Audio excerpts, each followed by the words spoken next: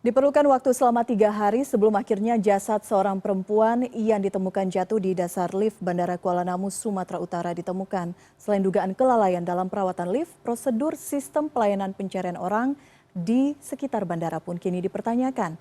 Kita akan mengulasnya bersama Apiyadi Siregar, Kepala Ombudsman Republik Indonesia Perwakilan Sumatera Utara. Selamat malam, Pak Apiyadi. Selamat malam, Mbak Elvira. Baik, Ombudsman tadi Selamat malam para turut memantau lokasi di Bandara Kuala Namu. Temuan awalnya seperti apa?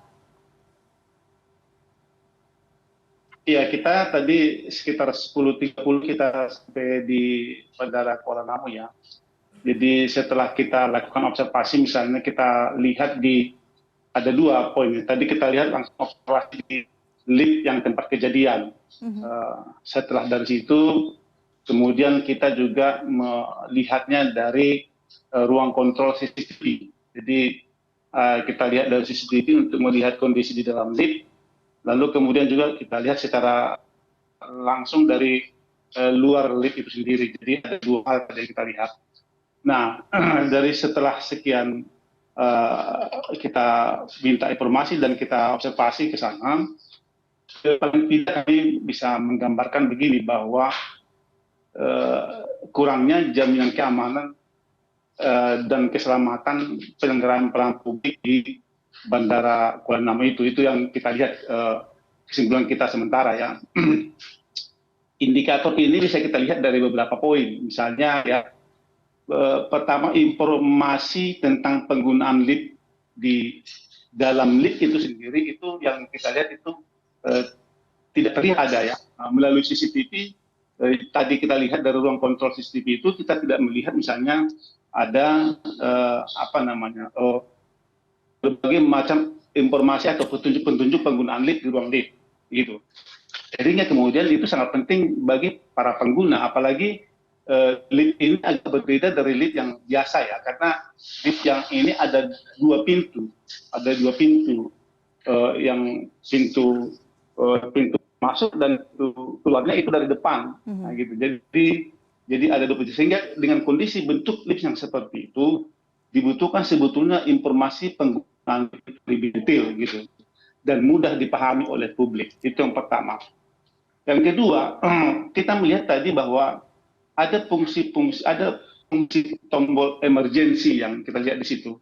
Tapi kita lihat di situ tadi bahwa fungsi tombol emergency itu seperti tidak berfungsi ya. Contoh misalnya ada 2 fungsi tombol emergency calling. Jadi mungkin kita pencet emergency calling itu kita bisa komunikasi dengan operator security atau keamanan. Tapi itu kita coba tadi itu seperti tidak berfungsi.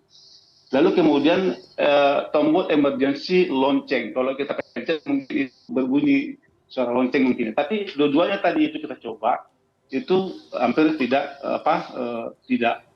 berfungsi kira-kira gitu.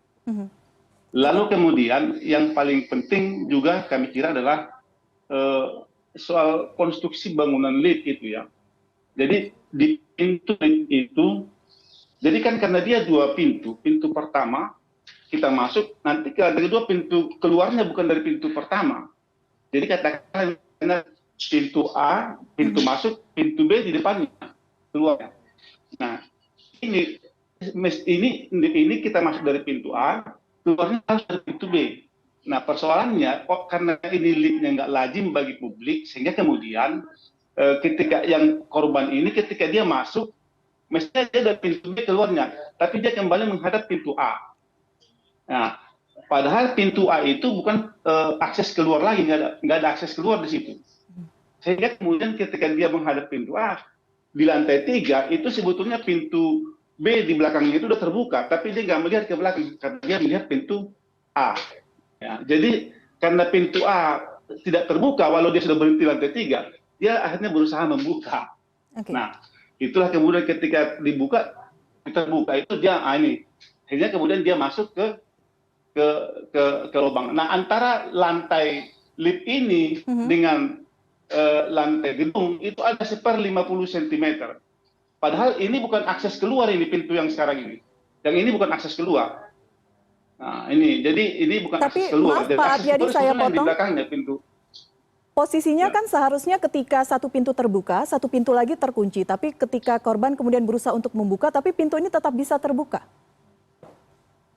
Nah, itu dia. Mestinya kan Jadi dia tadi kan masuk ada dari pintu. disfungsikah atau apa yang terjadi sebenarnya? Ada kerusakankah?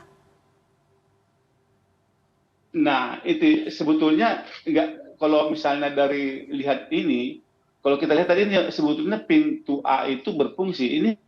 Ini persoalan ketidakpahaman korban penggunaan lift, menggunakan lift kan. Sebetulnya kan dia harus menghadap ke belakang ini kan. Mhm. Nah, berfungsi sebetulnya ini.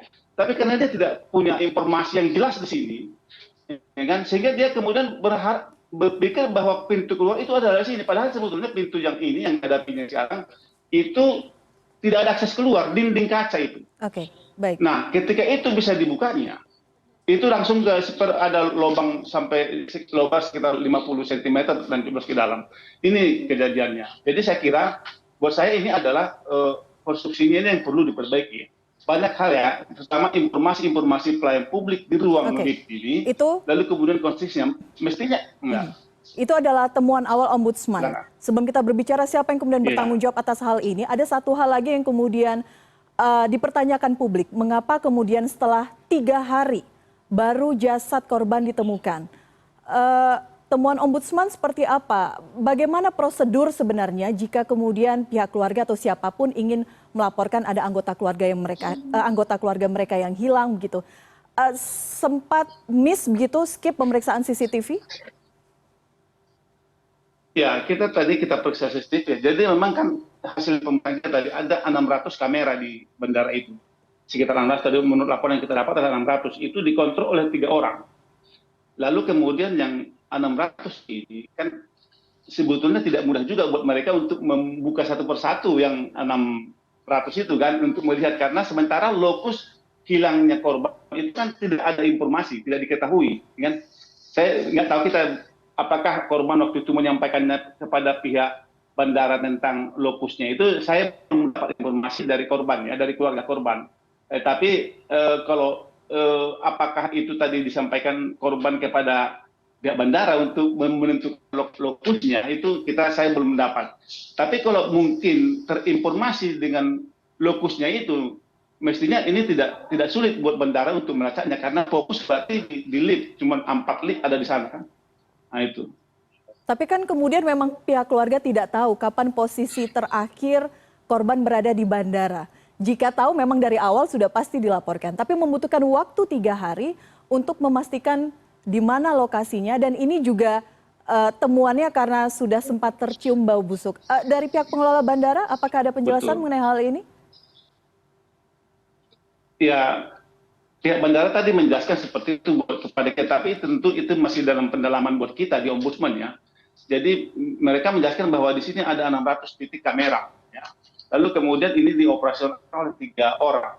Nah, untuk mengetahui di manakah si korban itu hilang di titik 600 itu kan nggak mudah juga memang. Tapi itu penjelasan mereka.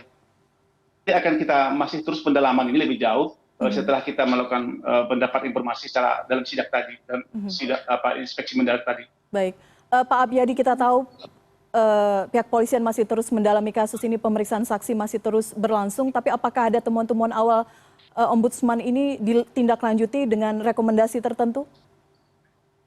Nah, dari sini kan kita masih akan mendalami, kan nanti kan pada akhirnya Ombudsman akan menerbitkan laporan akhir hasil pemeriksaan LHP. Tapi tentu ini seluruh informasi itu baik yang kita dapat dari lapangan tadi, lalu kemudian masih akan kita perdalam dengan regulasi-regulasi yang ada ya.